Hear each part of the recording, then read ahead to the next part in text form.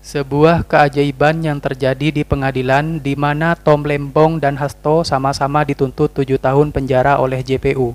Sontak hal ini menjadi bahasan publik bahwa keduanya adalah target Presiden ke-7 dengan huruf J, yaitu Jokowi. Selain itu mereka berdua sama-sama seret Jokowi dalam persidangan.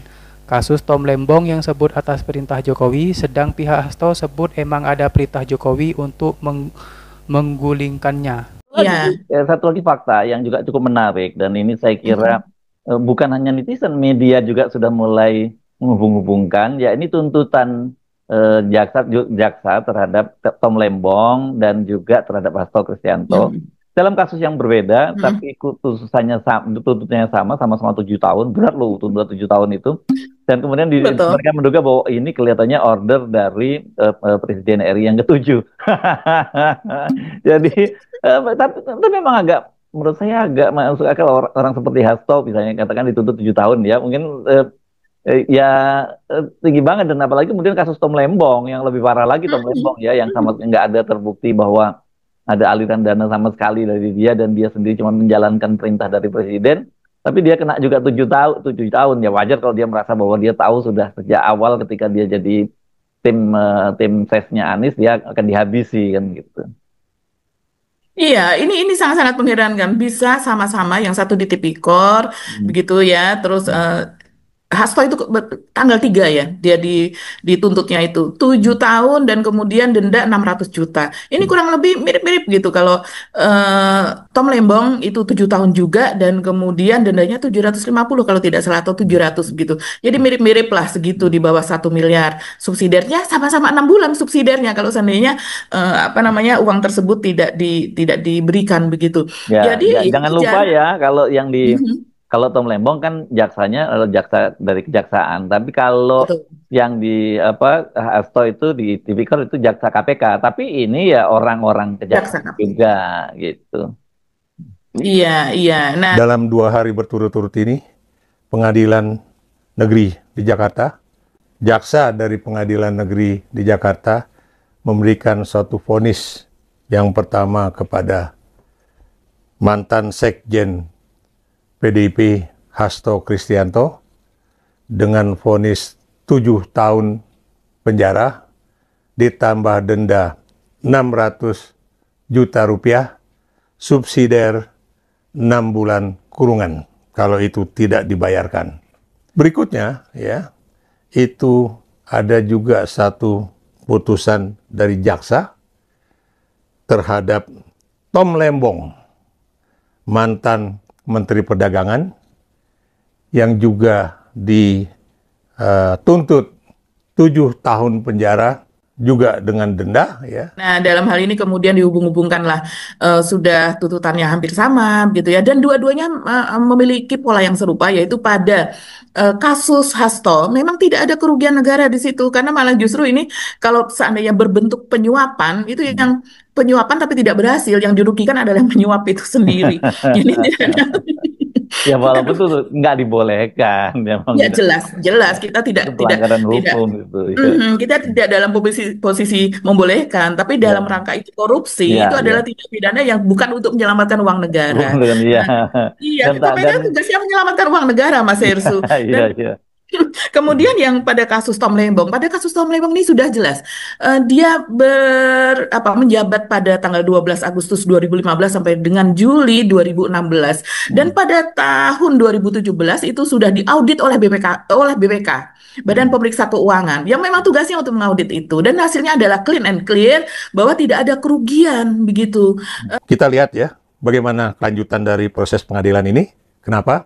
Karena baik Hasto Kristianto maupun pihak Tom Lembong ya itu menyatakan bahwa pengadilan ini belum berakhir. Ini masih berproses ya. Jadi dari tuntutan jaksa akan ada juga nanti upaya-upaya dari baik itu Hasto Kristianto maupun Tom Lembong ya untuk melakukan suatu pembelaan ya. Karena biar bagaimanapun baik itu para ahli hukum di belakang Hasto Kristianto maupun ahli-ahli hukum di belakang Tom Lembong, ini adalah orang-orang yang benar-benar memahami hukum sebagaimana adanya ya. bukan mustahil mereka akan terus berjuang untuk membebaskan apakah itu Hasto Kristianto ataupun Tom Lembong. Nah, kalau kita kaitkan juga dengan hal yang kemudian masih juga menjadi tanda tanya besar di dalam masyarakat ya, mengapa juga pengadilan ya, apakah itu pengadilan negeri ataukah misalnya Komisi Pemberantasan Korupsi ataupun Kepolisian Negara Republik Indonesia, itu tidak ada yang menyentuh kasus-kasus hukum dari baik itu Joko Widodo itu sendiri ataukah kemudian menantu Joko Widodo ya, Bobi Nasution, atau kemudian juga anak Joko Widodo yang diduga juga melakukan suatu tindakan-tindakan yang bertentangan dengan hukum ya. Itu sebenarnya. Kalau ini memang clear ini urusannya ya Presiden ke-7 gitu, dan Hasto sendiri juga nggak terlalu salah kalau memang dia juga target mereka. PDIP kan menyebut bahwa ya karena dendam politiknya Pak Jokowi dipecat dari PDIP lah kemudian Hasto dijadikan tersangka, dan kelihatannya memang seperti itu karena hari pertama setelah mereka dilantik kan target utama pimpinan KPK yang dipilih oleh tim selnya eranya Jokowi itu langsung menggelar perkara Hasto kan gitu, dan langsung kemudian ditetapkan tersangka gitu.